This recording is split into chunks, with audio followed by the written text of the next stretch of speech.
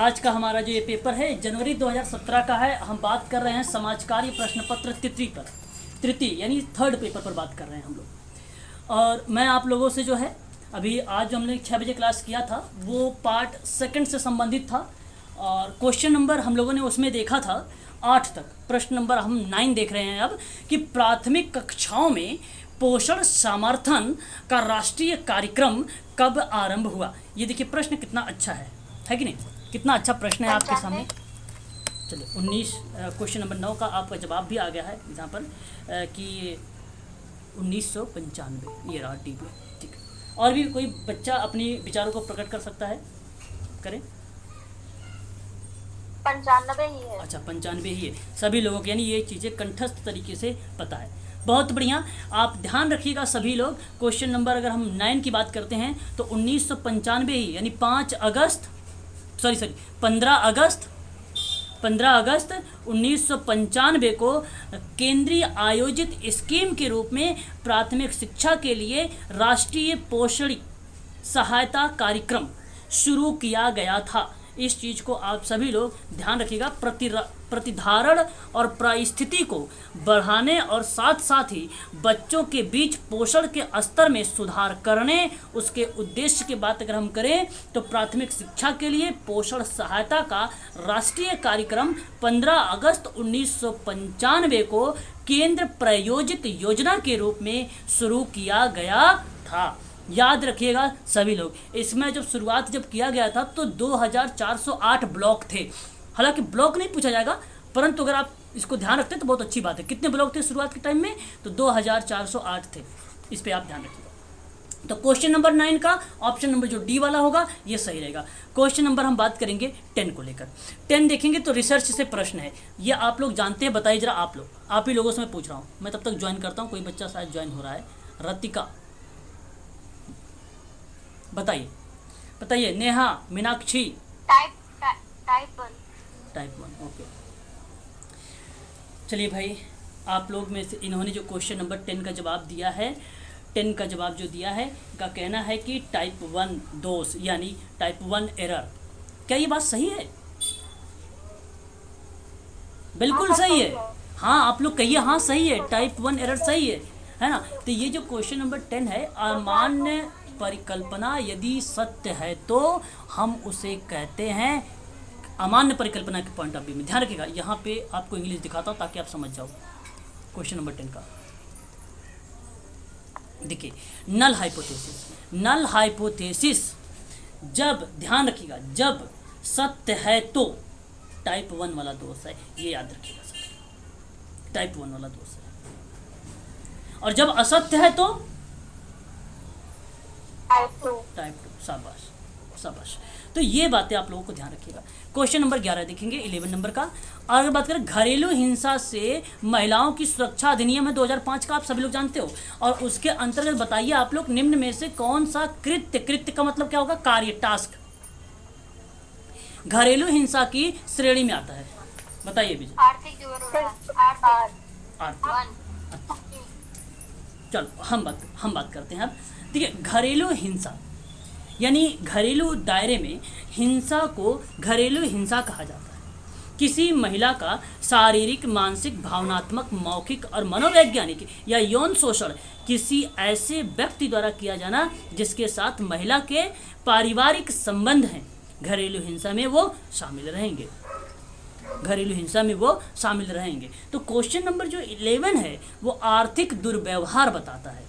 इसमें जो टास्क के रूप में घरेलू हिंसा के श्रेणी में आ रहा है वो आपका क्या आ रहा है? याद रखेंगे, आर्थिक दुर्व्यवहार आ रहा है। तो कितने लोग इससे सहमत हैं कि आर्थिक दुर्व्यवहार ही होगा? सहमत हो? ठीक है, सहमत। हाँ सर। बच्चों के साथ तो नहीं है, ये बात आप जानते हैं। बुजुर्गों के साथ आप एलिमेंट कर दिए, जानते हैं। नशाखोरी आपने जानते हैं, तो इसलिए आपने यहाँ पे इसको लगा दिया। ये एक दूसरा तरीका था आपको इस प्रश्न को लगाने का तरीका। सही, तो सही जवाब ऑप्शन नंबर ए आपका करेक्ट माना जाएगा। आगे अगर हम बात करते हैं तो हमारे सामने प्रश्न है, बहुत ध्यान से सुनिएगा आप सभी लोग। यहाँ पर juvenile justice care and protection act 2015 का क्यों सही और इसके अंतर्गत हम क्या बोल रहा है कि बाल कल्याण अधिकारी किसी बच्चे की सुरक्षा की देखभाल की जरूरत के संबंध में जो रिपोर्ट पेश किया वो कौन से आएगा, किसके अंतर्गत आएगा? सामाजिक जांच रिपोर्ट दूसरा। यानी यहाँ पर क्वेश्चन नंबर अगर आपने 12 का मुझे जवाब दिया है तो बी का जवाब दे रहे हो, सामाजिक जांच की रिपोर्ट। आपको बता दूं कि लोकसभा में किशोर न्याय यानी बच्चों की देखरेख संशोधन एक विधेयक पारित किया गया। आप 2022 का पेपर देने जा रहे हैं तो आप लोगों को वहां पे लगाना होगा संशोधन के परिपेक्ष में 2021। यह हाल ही की बात है और ये 110% मैं गारंटी भी लेता हूं भाई कि ये प्रश्न आ सकता है 2021 वाला। तो 2015 में था क्या पहले जी? ऑप्शन में 2021 होगा तो ये लगाएंगे, नहीं तो 2015 होगा तो वो लगा सकते। वो 2015 अगर है ऑप्शन में और 21 भी है तो आप 21 को चुनाव करिएगा, 15 को मत चुनाव करिएगा, पहली बात। दूसरी बात यहाँ पर ये ध्यान रखिए तो 15 है क्या, 15 कब लगाएंगे जब ये बातें ध्यान रहेगी आपको तब। आप मेरी बात को ध्यान से सुनिए। जो किशोर न्याय बच्चों की देखभाल और संरक्षण अधिनियम 2015 का जो था मैडम, वो बेसिकली विधेयक में उन बच्चों से संबंधित प्रावधान है जिन्होंने कानूनन कोई अपराध किया हो और जिन्हें देखभाल और संरक्षण की आवश्यकता हो। तो विधेयक में बाल संरक्षण की मजबूती प्रदान करने के उपाय के लिए किया गया था 2015। लेकिन जब संशोधन की आवश्यकता पड़ी तो राष्ट्रीय बाल अधिकार संरक्षण आयोग आया और ये बेसिकली 2020 में बाल देखभाल संस्थान इस ऑप्शन में नहीं है, लेकिन अगर इस टाइप के प्रश्न बनेंगे तो आपको एक पॉइंट जरूर इसी में से किसी ऑप्शन में लिखा रहेगा। क्या नाम रहेगा उसका, नोट कर लीजिएगा, बाल देखभाल संस्थान, चाइल्ड केयर इंस्टीट्यूट का एक प्रकार से ऑडिट किया गया, 2020 का ऑडिट किया गया। और 2015 में जो संशोधन हुआ था उसके बाद बाल देखभाल संस्थानों का संचालन एनजीओ के द्वारा किया गया। किसके द्वारा किया गया? एनजीओ के द्वारा किया गया। तो लगभग अगर मैं बात करूं 39% जो था वो बेसिकली चाइल्ड केयर इंस्टीट्यूट में पंजीकृत नहीं हुए थे।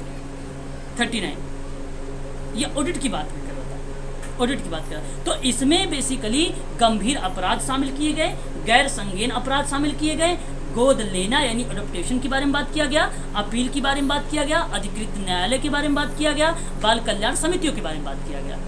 ठीक है, याद रखिएगा आप सभी लोग। ये देखो मैंने भी एक प्रश्न आया भी था, मैंने आप लोगों को वहां पे बताया भी था 2015 के परिप्रेक्ष्य से। याद रखिएगा, सामाजिक जांच रिपोर्ट। इस बात से सहमत रहेंगे आप सभी लोग? ठीक है, सामाजिक जांच रिपोर्ट। तो एक्चुअली क्या है, मैं इसलिए आप लोगों को बता रहा हूँ कि ये इम्पोर्टेंट है आप सबके लिए, ये ना ये बहुत ज़्यादा इम्पोर्टेंट है, इसको आप सभी लोग ध्यान रखिएगा।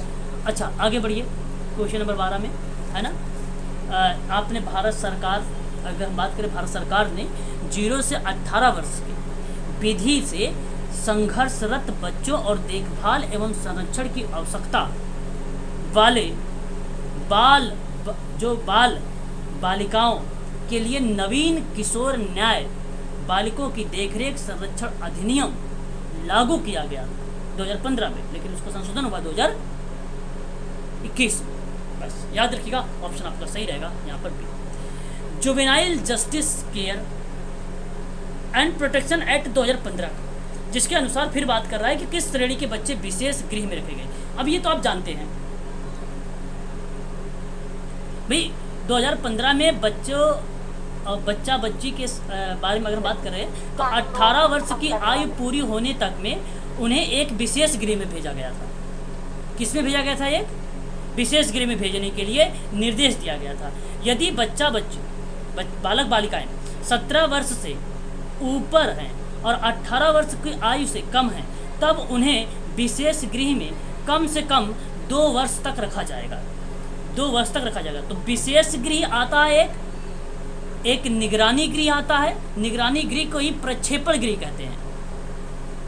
निगरानी गृह को ही प्रक्षेपण गृह कहते हैं। तो मैं आपसे कहता हूं कि इसमें कानून जो भंग करने वाले बच्चे हैं यही जा रहे हैं विशेष गृह में, निगरानी गृह में और याद रखिएगा आप सभी लोग प्रेक्षण गृह में।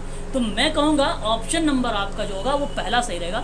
दुर्व्यवहार वाले जो शिकार के बच्चे वो नहीं है इसमें, अपेक्षित बच्चे नहीं है, घुमंतु बच्चे नहीं है, कानून भंग करने वाले बच्चे इसमें शामिल किए गए विशेष सुधार गृह में। तो मैंने बता दिया ना 2 गृह, तो यहाँ पे विशेष गृह था, प्रक्षेपण गृह निगरानी वाला रहेगा, तो इसी का पार्टिसिपेट मतलब जस्टिस एंड केयर प्रोटेक्शन का ही बात करेगा ये, ठीक है। ये भी आप इसको ध्यान रखिएगा। चलिए, बहुत सरल प्रश्न है, केवल आप पॉइंट्स को समझने की कोशिश करिए। क्वेश्चन नंबर 14 देखिए, औद्योगिक विवाद अधिनियम 1947 में मध्यस्थ किसका संबोधन देता है? पैर का। अंपायर का? हाँ। कैसे, जरा क्लियर करें मुझे, क्लियर करें। कोई बताना चाहेगा? औद्योगिक विवाद अधिनियम 1947 में मध्यस्थता। जांच अधिकारी होगा सर। अरे कहाँ चले गए आप नेहा? भाई सही बता रहे थे, अंपायर का। पैर इसलिए सही होगा जैसे अच्छा ये बताओ, आप ये बताओ मुझे, 1 मिनट मेरी बात को सुनो। जब किसी विवाद की जांच करना है, निपटारा करना है, तो क्या काम करते हो आप लोग? भाई सुलह करवाते हो, अधिनिर्णय की बात करते हो, तो मध्यस्थता किसका संबंध बनेगा, किसका संबोधन देगा? मध्यस्थता अंपायर का ही तो बेसिकली बनता है कि जांच अधिकारी का थोड़ी ना बनेगा। उसमें कहाँ बात, वहाँ औद्योगिक विवाद अधिनियम 1947 में कहाँ है? खिलाड़ी का कहाँ पर है? अच्छा अंपायर लिख दिया तो इसलिए खिलाड़ी भी लिख दिया। देखो ये ऑप्शनों से ऑप्शनों बनाया गया भाई, ये तो बिल्कुल भी नहीं होगा। नियोगिता बनता है, तो नियोगिता तो हाँ, यहाँ तो नियोगिता से हो सकता है भाई कोई विवाद, श्रमिक नियोगिता से हो सकता है कोई विवाद, है कि नहीं? उनके लिए क्या हो सकता है? मध्यस्थता अंपायर ही तो है, सुलह ही तो है, अधिनिर्णय ही तो है। क्यों भाई, सही है गलत बताओ? नहीं समझ में आया क्या आप लोगों को? नहीं समझ में आया तो बोलो, यही समय है। और डीप में थोड़ा सा चलते हैं, फिर बोलते भी नहीं हो आप लोग।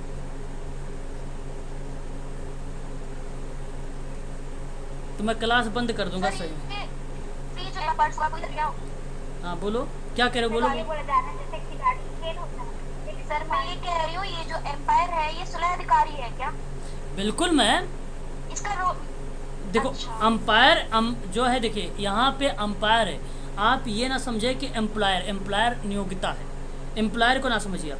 बेसिकली क्या है, देखो मैं बताऊँ कि विवाद किसी भी उद्योग के लिए हमेशा एक खामी होते हैं। तो विवाद कई कारणों से पैदा होंगे, जिसमें सबसे आम है कि मजदूर और उनके वेतन के बीच हो सकता है संबंध।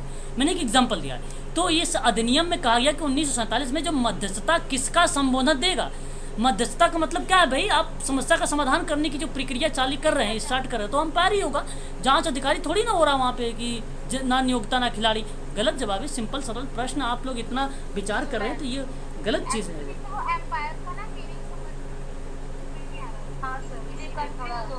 चलो कोई बात नहीं,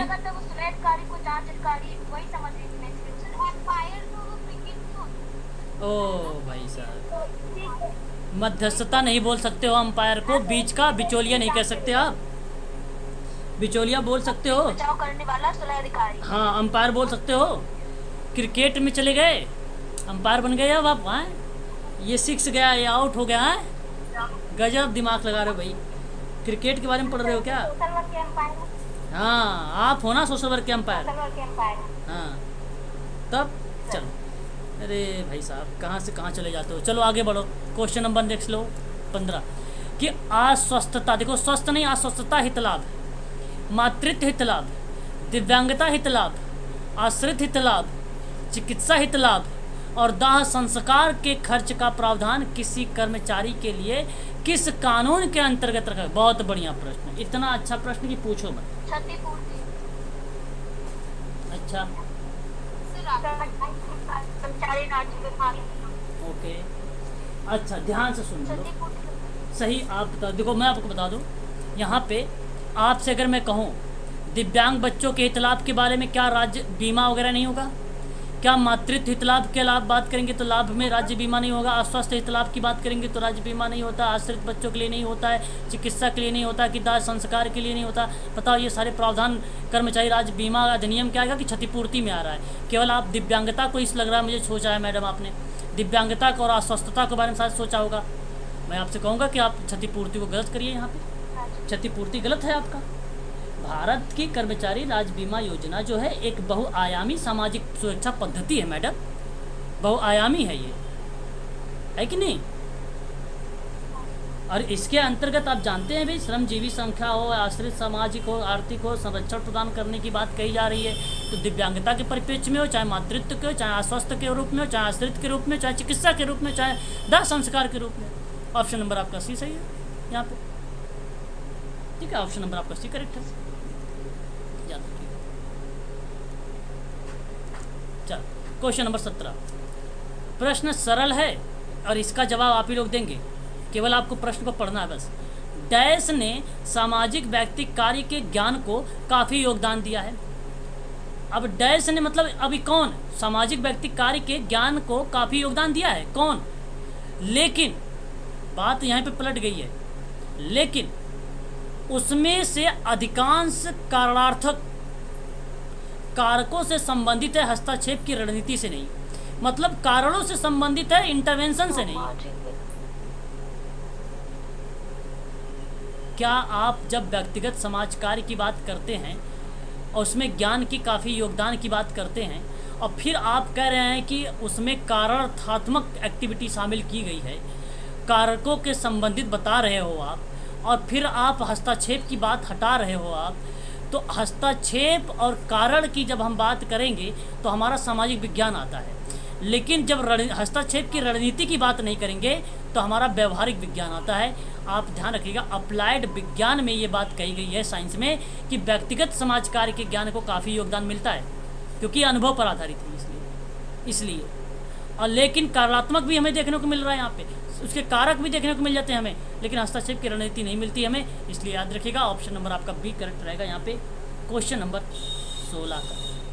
व्यवहारिक विज्ञान, व्यवहारिक विज्ञान आपका यहाँ पे शामिल रहेगा। तो व्यवहार विज्ञान मानव कार्यों के विषय से संबंधित समाजशास्त्र, सामाजिक गृह विज्ञान, मनोविज्ञान, भूगोल, अर्थशास्त्र, कानून, मनोचिकित्सा, राजनीति विज्ञान के व्यवहार के पहलुओं की सहित व्याख्या करता है व्यवहारिक विज्ञान। और यही प्रश्न है आपके सामने, ऑप्शन नंबर आपका सेकंड सही है। क्वेश्चन नंबर आगे बढ़ेंगे और हमारे सामने 17 आपके सामने कह रहा है कि किसी अध्ययन प्ररचना में नियंत्रित समूह का प्रकार क्या होगा।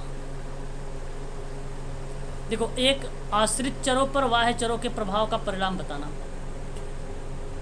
दूसरा आपसे क्या बोल रहा है कि स्वतंत्र चरों को उत्प्रेरक के प्रभाव के परिणाम को बताना। स्वतंत्र चरों का परिवर्तित करना, स्वतंत्र चरों के प्रभाव पर मापन करना। देखिए मैं आपको बता दूं, बात को समझिएगा आप सभी लोग। आश्रित चरों पर बाह्य चरों के प्रभाव का परिणाम, बात समझ में आई? मैं आपसे क्या बोल रहा हूँ कि आश्रित चर वेरिएबल्स की बात कर रहा हूँ मैं आप लोगों से, है कि नहीं? और फिर मैं आपसे बात कर रहा हूँ,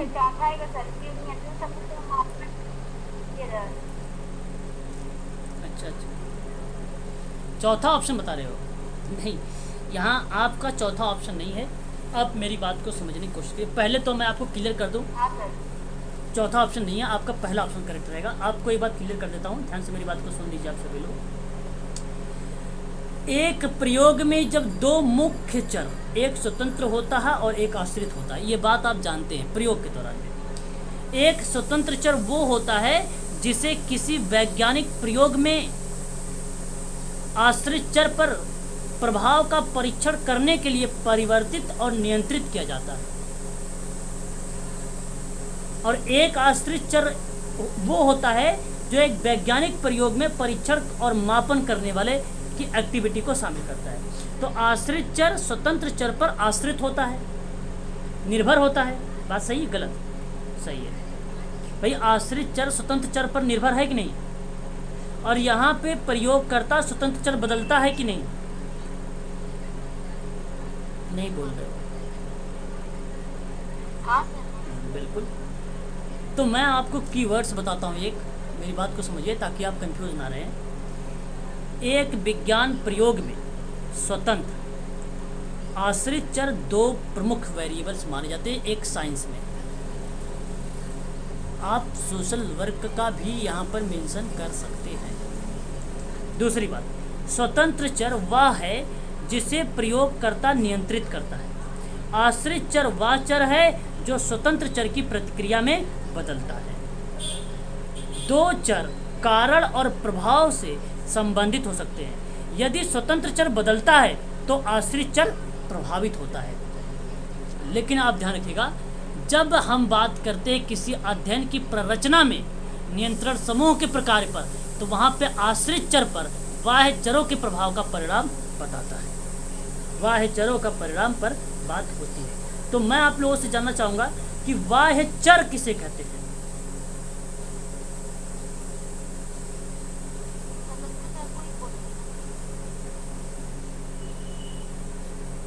और कोई? हाँ सर, स्वतंत्र चर कोई बाहर चर को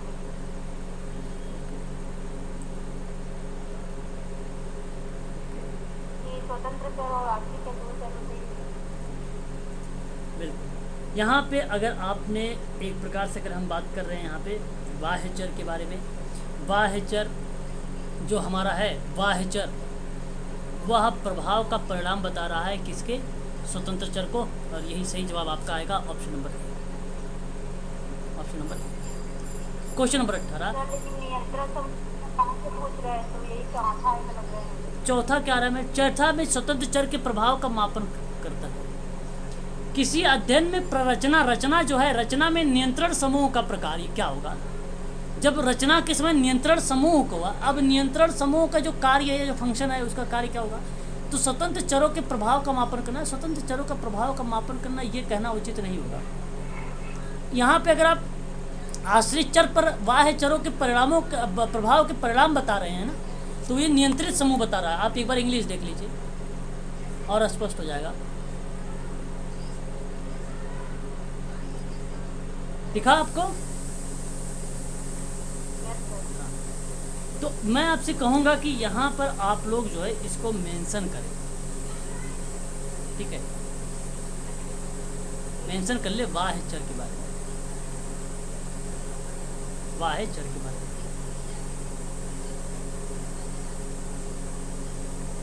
चलिए आप में से कोई बताइए जरा, वेरिएबल्स क्या होता है? वेरिएबल्स, एक्सटर्नल वेरिएबल्स मतलब बाह्य चर, बाहरी वेरिएबल। ऐसा चर जिसमें जो शोध में जिनका अध्ययन नहीं किया जाता है। अब ध्यान सुनिए प्रश्न पे, लेकिन यहाँ पे प्रश्न क्या बोला है कि किसी अध्ययन की प्ररचना, मैंने कहा अध्ययन, देखो अब प्रश्न आप ये ना समझे अनुसंधान में जिसका अध्ययन नहीं किया लेकिन परिणाम का महत्वपूर्ण ढंग से प्रभावित होता है। लिख लो, कॉपी पर लिखो, मैं लिखवा रहा हूँ। ऐसे वेरिएबल, ऐसे चर शोध में जिनका अध्ययन नहीं किया जाता है या नहीं किया जा रहा हो, लेकिन वो परिणाम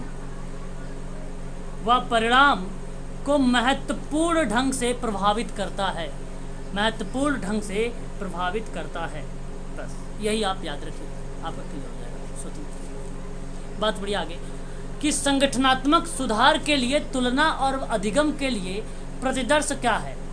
प्रतिदर्श कार्य क्या है? क्वेश्चन नंबर हमारे सामने 18 है। बेंच मार्किंग, ऑप्शन ए की तरफ जा रहे हैं, बेंच मार्किंग। दूसरा आपका फीडबैक, तीसरा आपका है रैंकिंग, चौथा है आपका कार्य मूल्यांकन। देखिए समाधान जब हम किसी बात की करते हैं परीक्षा टीम के द्वारा, किसके द्वारा? परीक्षा टीम के द्वारा। तो बेंच मार्किंग संगठनात्मक सुधार के लिए तुलना और सीखने का सरल कार्य है और संगठनात्मक विकास के जनक के रूप में कर्ट लेविंग को जाना गया था। और इसकी अगर हम बात करें वर्ष के रूप में तो 1950 में जाना गया था। तो बेसिकली जो संगठनात्मक सुधार की तुलना में अधिगम के लिए प्रतिदर्श की बात होती है वो बेंचमार्किंग होती है 1950 कर्ट लेविंग।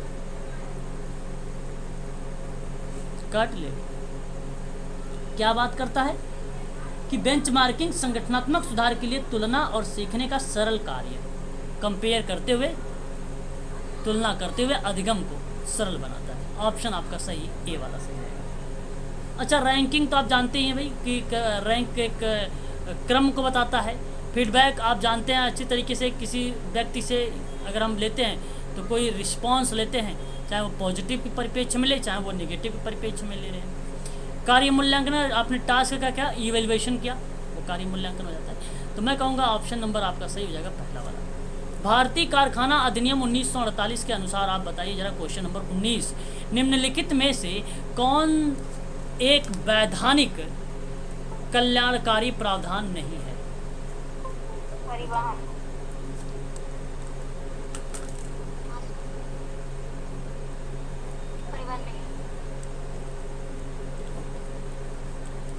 परिवहन। क्वेश्चन नंबर हमारे सामने 19 और इसका सही जवाब दे रहे हैं परिवहन। तो कारखाना अधिनियम 1948 के अनुसार जब वैधानिक कल्याणकारी का प्रावधान नहीं है परिवहन, बाकी शिशु क्रैश, जिसको क्रैश बोलते हैं, क्रैश होम, इसी के अंदर क्रेच कहते हैं, क्रेच। और उसके बाद जो है सुरक्षा भी आता है, प्राथमिक चिकित्सा, परिवहन नहीं आता। ऑप्शन नंबर आपका सीख रही है, सी सही। औद्योगिक विवाद अधिनियम 1947 की धारा डैश में उल्लेखित है, नियोक्ता सिर्फ उन कर्मचारियों की छटनी करेगा जिन्हें सबसे हाल ही में भर्ती किया गया हो। 25 ओके, नहीं पता सर, मुझे नहीं पता। नहीं पता, कोई बात नहीं। देखो जो 20 पहले आप एक एक करके समझिए। जो 24F है, 24F ये छटनी के परिप्रेक्ष्य में नहीं है, ये 25F है। 24 ये गलत है, ऑप्शन में है, ठीक है। आप यहाँ पे आप 25F के बारे में समझिए। 25 जो F है ना, वो कामगारों की छटनी से पहले की शर्तों की सूचीबद्ध करता है, 25 का F। अब यहाँ पे पूछा गया कि उन कर्मचारियों की छटनी करेगा जिन्हें उसने हाल ही में भर्ती किया है। और जो 25 का G है ना, ये छटनी उन्हीं का होगा जिनका शीघ्र भर्ती हुई है। छटनी उन्हीं का होगा जिनका, बोलो, शीघ्र भर्ती हुई है, बस फिर यही होगा ना सर? हाँ, यही ऑप्शन डी ही सही है। और एफ बता दो। एफ कामगारों की छटनी से पहले की शर्तों की सूचीबद्ध करता है। किसका सूचीबद्ध करता है? छटनी से कामगारों की छटनी से पहले की, ठीक है, बस, बहुत बढ़िया।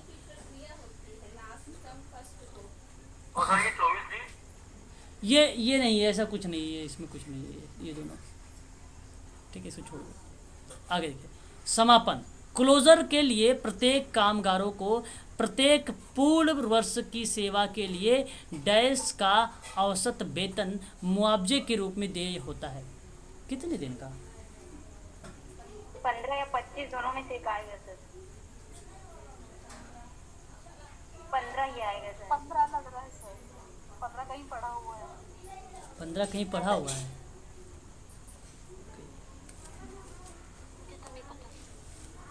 15 ही सही है। समाधान देखो, परीक्षा टीम, पहली बात समझिए। समापन मतलब क्लोजर के लिए प्रत्येक कामगारों को प्रत्येक पूर्ण वर्ष की सेवा के लिए डैश का औसत वेतन मुआवजा के रूप में देय होता है। यानी कहने का मतलब आप समझ गए मेरी बात।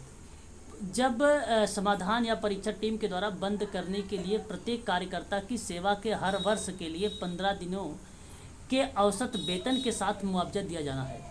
सेवानिवृत्त कर्मचारी के 6 महीने से अधिक समय तक निरंतर सेवा या उसके किसी भी भाग के लिए औसत वेतन के लिए 15 दिनों के साथ प्रदान किया जाना चाहिए। और ये 110% फैक्ट से संबंधित ऑप्शन आपका पहला वाला 15 दिन ये करेक्ट है, आपका सही है। समाधान के परिप्रेक्ष्य पे या समापन के परिप्रेक्ष्य में प्रत्येक कामगारों की बात कर रहा है, प्रत्येक वर्ष में सेवा के 15 दिन के औसत पर मुआवजा देने की बात की जाती है। ऑप्शन नंबर आपका पहला करेक्ट रहेगा यहाँ पर। Question number 22, medical social work के अगर स्टूडेंट हैं आप तो ये प्रश्न इम्पोर्टेंट है कि मस्तिष्क की जिस बीमारी में स्मृति क्षीण होता है, मतलब यादाश्त जो है ना कमज़ोर, जी है ना, तो स्मृति कमज़ोर या याद जो है या स्मृति क्षीण होने लगती है, जो धीरे धीरे तर्क शक्ति, योजनीकरण, भाषा और ज्ञान बोध को प्रभावित करती है, उसे क्या कहेंगे फिर? अल्जाइमर। क्या बात है, यानी आप लोगों ने अल्जाइमर को पढ़ा है और आपने सही बताया है। अल्जाइमर रोग जो है भूलने का रोग है ना, और जब भूलने का रोग है तो हम कह सकते हैं स्मृति क्षीण। अच्छा, यह बीमारी का अगर हम बात करते हैं तो याददाश्त की कमी होती है, निर्णय ना ले पाना होता है, बोलने में दिक्कत आती है, फिर उनकी वजह से सामाजिक और पारिवारिक समस्याओं की गंभीर स्थिति भी यहाँ पे शामिल हो जाती है, तो वो अल्जाइमर रोग का पार्ट आ जाता है। हालांकि पार्किंसंस रोग की बात अगर मैं करूँ तो ये RPWD 2016 वाला जो है उसमें इसको शामिल किया गया। और आप जानते भी होंगे कि पार्किंसन रोग जो है केंद्रीय तंत्रिका तंत्र का एक विकार है जो आंदोलन को प्रभावित करता है और जिससे अक्सर का शरीर को क्या करता है, कंपन शामिल करता है, यानी दिमाग की जो कोशिकाएं होती हैं ना वो क्षति के कारण क्षति होने लगती है, और उसी क्षति होने के कारण पार्किंसंस रोग देखने को मिलता है। और इसी को क्या बोलते हैं, जब हम कोशिकाओं की क्षति होती है तो उसको कहते हैं डोपामाइन। क्या बोलते हैं? डोपामाइन, क्योंकि उसका स्तर क्या हो जाता है, गिर जाता है ना। ये चीज़ ध्यान रखिएगा।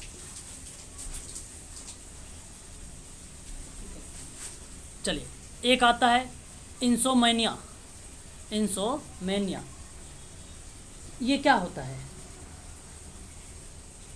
अनिद्रा, क्या बताइए? ये तो मैनिया एक स्किज़ोफ्रेनिया होता है ना, वैसे मैनिया होती है, वो उसका ही है। नहीं, शब्दों से मत जाइए, ठीक है। ये एक प्रकार से अनिद्रा इसको बोला जाता है। और अगर मैं बात करूं आपसे तो लगातार गिरना या सोते रहने की जो समस्या अनिद्रा के अधिकांश मामले जो हैं वो ख़राब नींद की आदतें बताती है। अवसाद हो गया, चिंता हो गया, व्यायाम की कमी हो गई, पुरानी बीमारी हो गई या कुछ दवाओं से संबंधित हो गया, तो ये बेसिकली जो है इंसोमेनिया का नाम दिया जाता है। कि ये आप ध्यान रखिएगा, इसको अनिद्रा कहा जाता है, इंसोमेनिया को। और डिसलेक्सिया,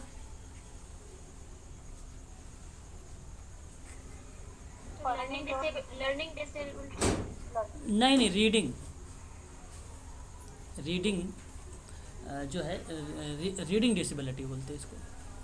सारी लर्निंग में आती है ना, आपने बताया था उसमें कितनी 14। हाँ, लर्निंग डिसेबिलिटी के अंतर्गत आपका आता है डिसलेक्सिया, डिसकैलकुलिया, डिसलेक्सिया, डिस्ग्राफिया है ना, डिस्फेजिया, अफेजिया, ये सारी चीज़ें आती है ना। तो ये आती है सारी, बहुत सारी हैं। लिखवाया है, कहो तो फिर लिखवा दूँ अगर आपको नहीं पता है तो। नहीं सर, 2 जगह लिखा है। चलो ठीक है। फिर 23 की बात अगर हम करें, क्वेश्चन नंबर, तो निम्नलिखित में से किस प्रकार की रिकॉर्डिंग में मुख्य घटनाएं रिकॉर्ड की जाती हैं? प्रोसेस रिकॉर्डिंग, रोल या समरी या नरेटिव? Summary recording. समरी होगा सर, समरी।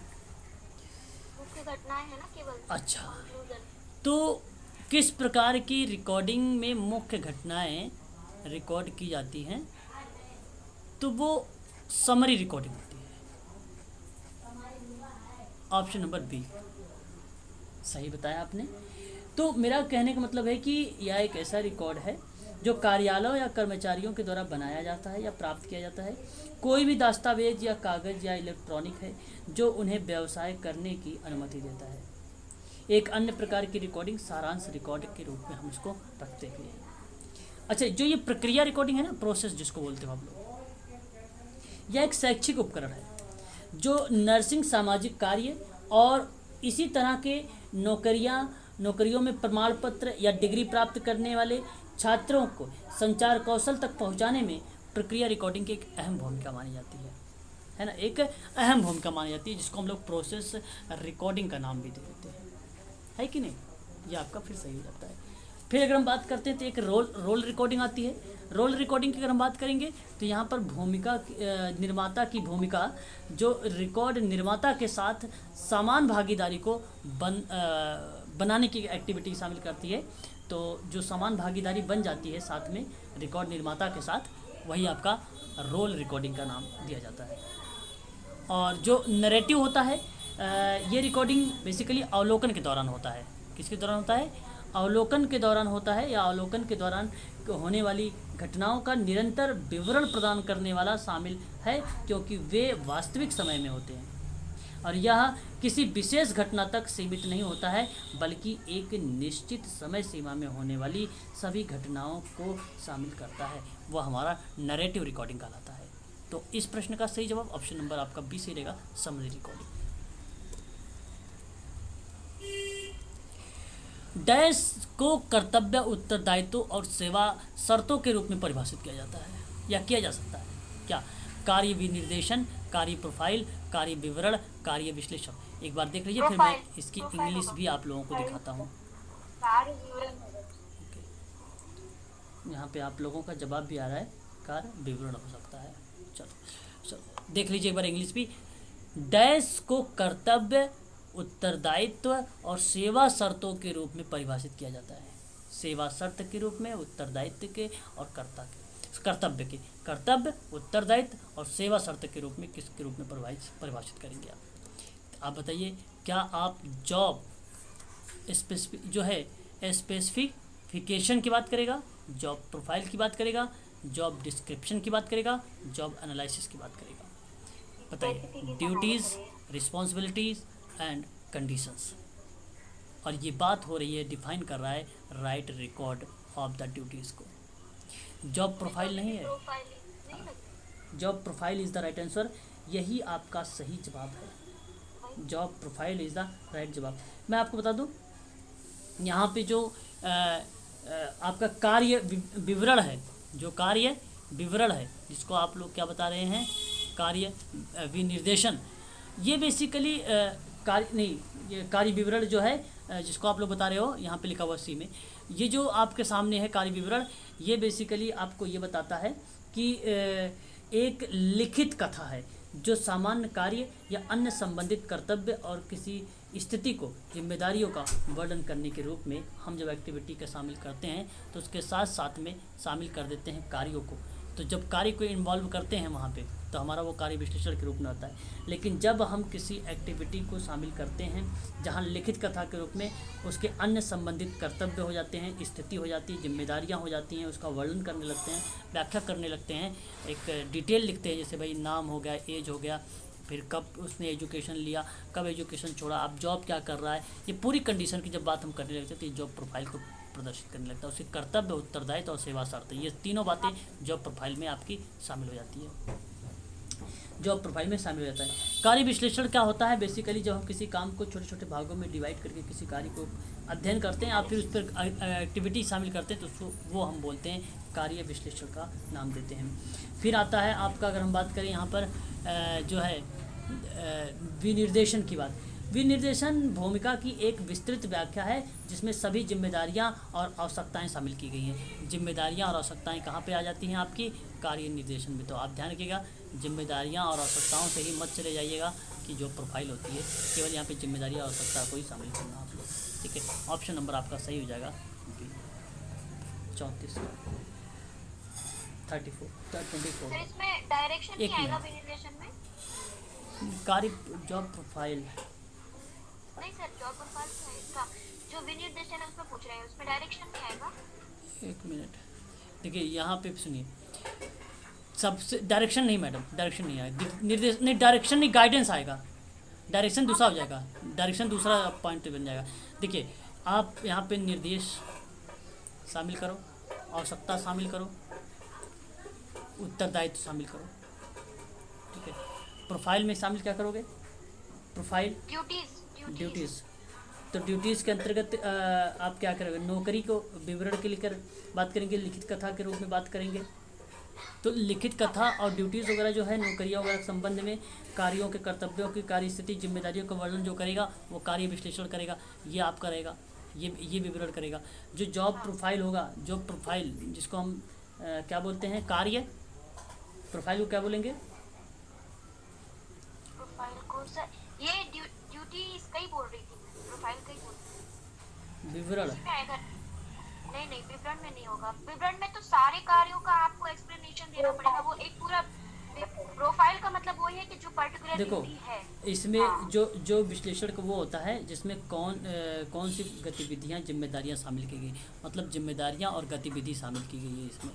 तो हर कार्य विश्लेषण हो सकता है। हाँ, गतिविधि और जिम्मेदारी शामिल की गई इसमें। डिटेल बता सकते हाँ, कार्य विश्लेषण में कार्य प्रोफाइल जो है आपका यहाँ पर जो है ना, कार्य प्रोफाइल हर व्यक्ति का अलग अलग होता है सर।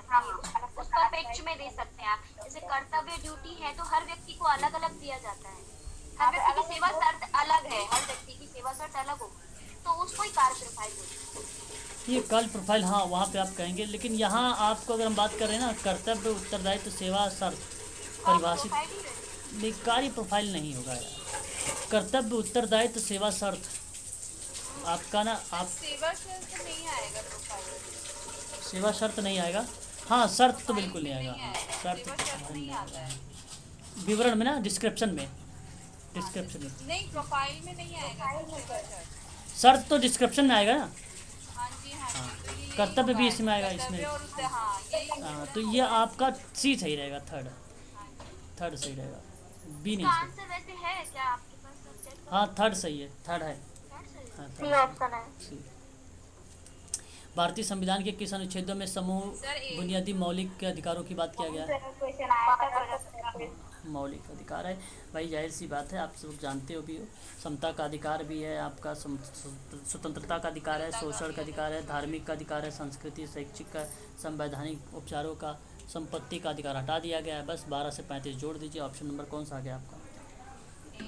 ये सही है, बहुत सरल प्रश्न था। पंचायती राज प्रणाली को निम्न में से किस रूप में श्रेष्ठ समझा जाता है? जमीनी स्तर पर पंचायती राज को सबसे अच्छे सामाजिक कार्य के समझा जाता है लोकतांत्रिक विकेंद्रीकरण या लोकतांत्रिक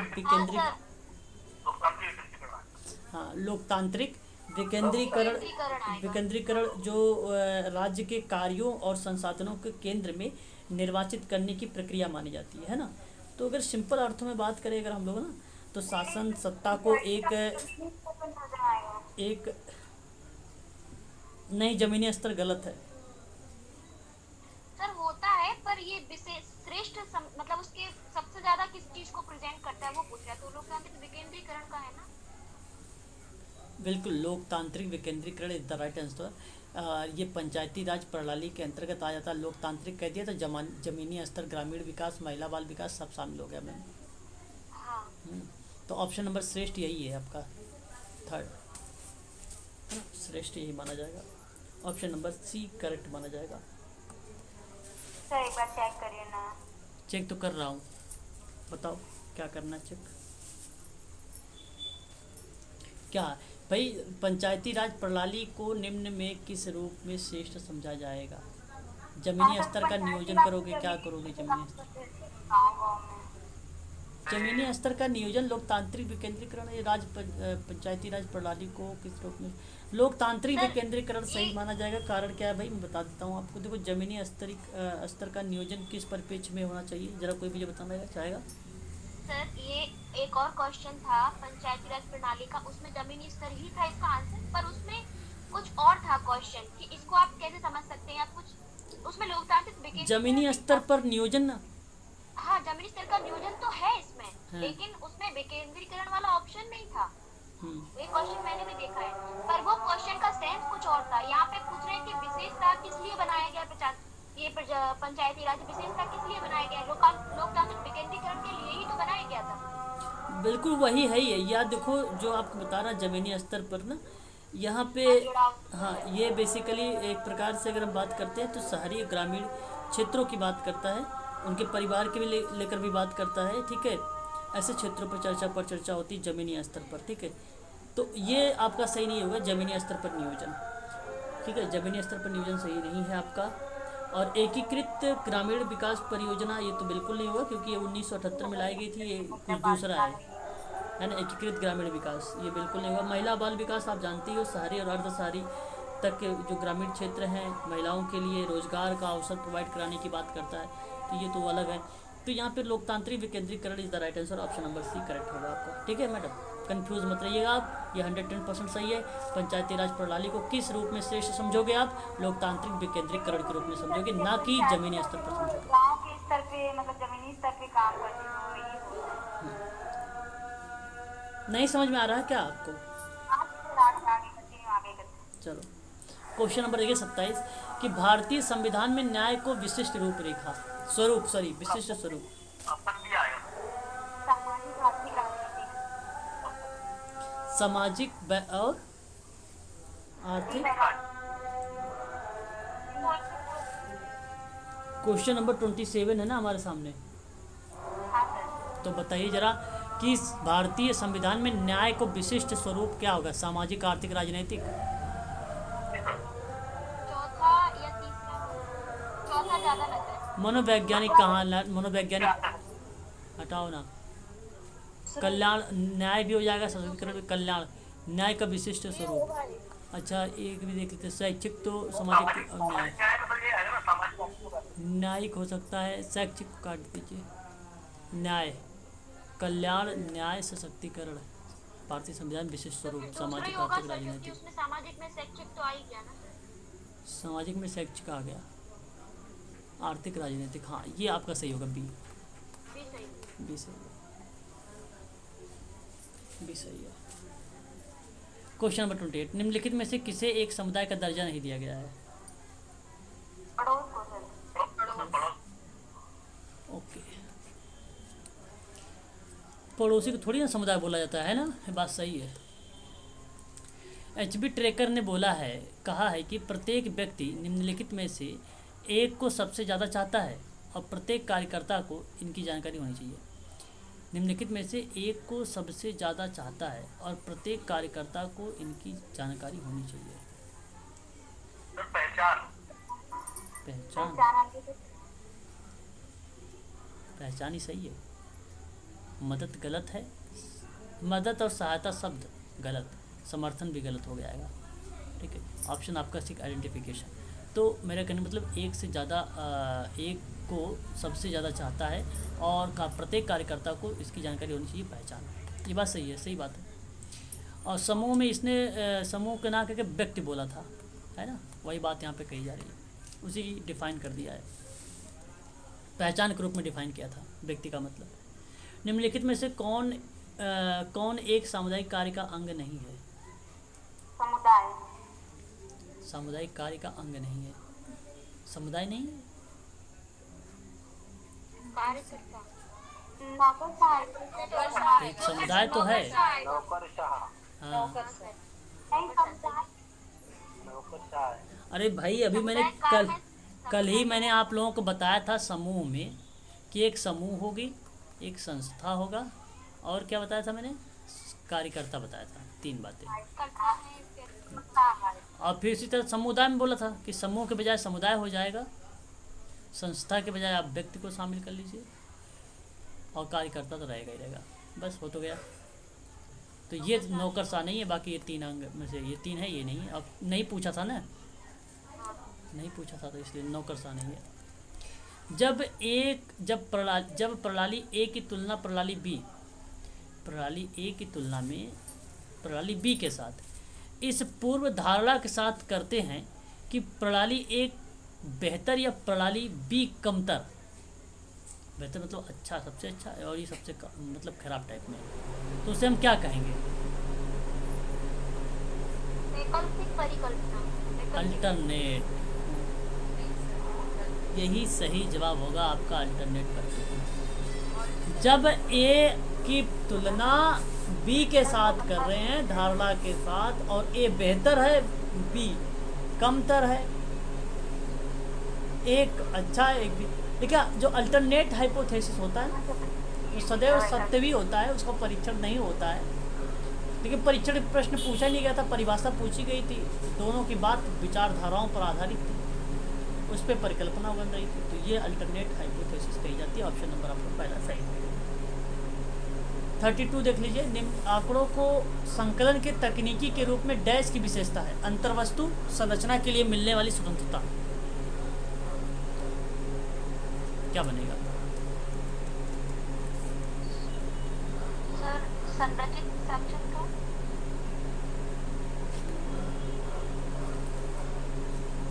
सर्वस्तु असंरचित साक्षात्कार आहे।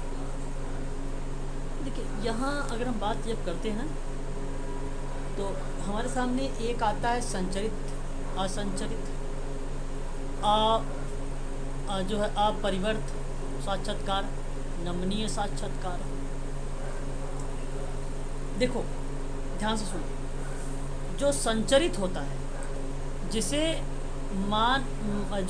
मानकीकृत साक्षात्कार या शोधकर्ता प्रकाशित सर्वेक्षण के रूप में भी जाना जाता है, और यह मात्रात्मक अनुसंधान की विधि मानी गई, जिसे आमतौर पर सर्वेक्षण शोध में नियोजित किया जाता है, जिसका उद्देश्य क्या है? प्रत्येक साक्षात्कार को एक ही क्रम में समान प्रश्नों के साथ प्रस्तुत किया जाए। एक असंचरित होता है साक्षात्कार और गैर निर्देशक। जी संरचित ही आएगा सर। सर ये नमनीय, क्योंकि स्वतंत्रता की बात हो रही है ना, तो सर मुझे नमनीय वाला भी लग रहा है सर। चौथा नमनीय मतलब लचीला होता है। वाला। हाँ सर। तब ये तब होता है जब शिक्षक छात्र से पूछता है कि उसने किसी विशेष गठित की समस्या को कैसे हल किया है। शिक्षक छात्र को एक प्रश्न दे सकता है और उन्हें जोर से सोचने के लिए कह भी सकता है, बोल सकता है, या उस पर विचार विमर्श तर्क करने के लिए बोल सकता है। वो नमनीय होता है, लचीला होता है। अपरिवर्त क्या होता है? कठोर बोलते हैं इसको। इसमें शोधकर्ता केवल उन प्रश्नों को पूछता है जो साक्षात्कार के प्रोटोकॉल में है ना, उनको पूछता है ये। ठीक है, तो मैं आपसे कहूँगा ऑप्शन नंबर बी करेक्ट रहेगा। असंचरित साक्षात्कार गैर निर्देशन साक्षात्कार बोलते हैं। यह साक्षात्कार जिसमें प्रश्नों को पूर्व निर्धारित नहीं किया जाता है या साक्षात्कर्ता के प्रति क्रियाओं पर आधारित होता है। अंतर्वस्तु और संरचना के लिए मिलने वाली एक स्वतंत्रता होती है इससे। ऑप्शन आपका सही रहेगा बी वाला, यहाँ पे करेक्ट।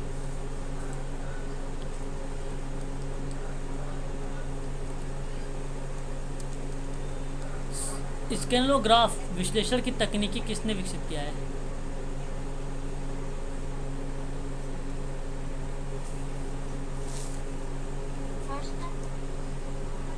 नहीं, थर्स्टन कहाँ से है?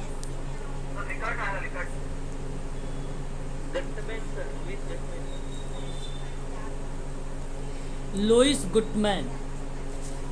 गुटमैन इजराइल के गणितज्ञ, और इन्होंने स्केलोग्राम विश्लेषण की तकनीकी विकसित किया है। ऑप्शन आपका यहाँ पे सी सही रहेगा। कब? 20वीं शताब्दी में। लिंकर्ट जो है ना 1932 में दिया था मापनी, थर्स्टन 1929 में दिया था, बोगार्ट्स 1925, सोशियो ड्रामा विपरीत के रूप में विकसित करने वाला, जिसको सीसियो ग्राम के नाम से भी जाना गया, और वो आया JL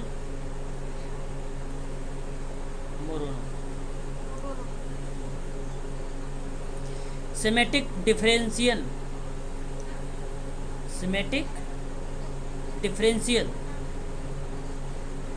ओसाइड, जिसको हम लोग बोलते हैं ओसाउड, जो है ओसाइड भी बोलते हैं, ओसाइड भी बोलते हैं।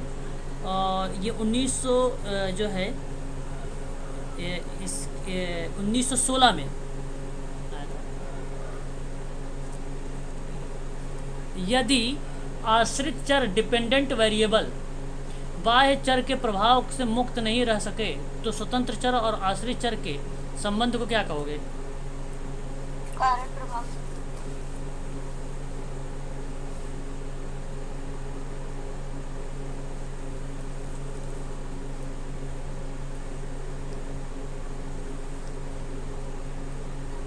अच्छा, देखिए, स्वतंत्र और निर्भर चर के बीच संघ के विकृति क्योंकि एक तीसरा चर संबंध स्वतंत्र रूप में दोनों के साथ जुड़ा हुआ होता है, तो दो चर के बीच एक कारण संबंध अक्सर जिस तरह स्वतंत्र चर निर्भर को प्रभावित करता है उस पर आधारित होता है। तो मैं आपसे कहूँगा कि यहाँ पर ना आप जो है उलझा हुआ संबंध को देखिए। अब यहाँ पे जहाँ देखते हैं इंग्लिश, उलझा हुआ चर, ऑप्शन नंबर आपका यहाँ पे देखिए कंपाउंडेड रिलेशनशिप, ऑप्शन नंबर आपका बी सही है ना। वेरिएबल से यहाँ पे बात कर रहा है। तो मैं आपको बता देता हूँ, ध्यान सुन लीजिए एक बार और, कि जब आश्रित चर बाह्य चर के प्रभाव से मुक्त नहीं रह पाता है तो स्वतंत्र चर और आश्रित चर के बीच का जो संबंध बन जाता है उलझा हुआ बन जाता है कारण संबंध के रूप में। ये सिंपल सरल था, केवल समझो आप एक बार बस। स्वतंत्र चर और आश्रित चर जब संबंध नहीं स्पष्ट कर पाते हैं, जब प्रभाव मुक्त नहीं हो पा रहा तो क्या बनेगा? उलझा ही बनेगा, उलझा ही संबंध बन जाएगा। सिंपल सी बात है, कारण प्रभाव थोड़ी बनेगा। हाँ, कारण प्रभाव का बिल्कुल नहीं बनेगा, है ना। आज का लास्ट सवाल ले लीजिए। किसी नमूने के प्रसरण सैंपल वेरिएंस की तुलना में सैद्धांतिक जनसंख्या प्रसरण करने के लिए जो परीक्षण करते हैं उन्हें क्या कहेंगे?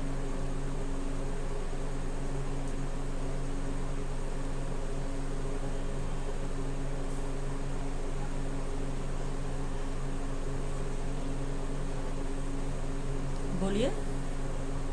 काई स्क्वायर बोलेंगे और क्या बोलेंगे भाई?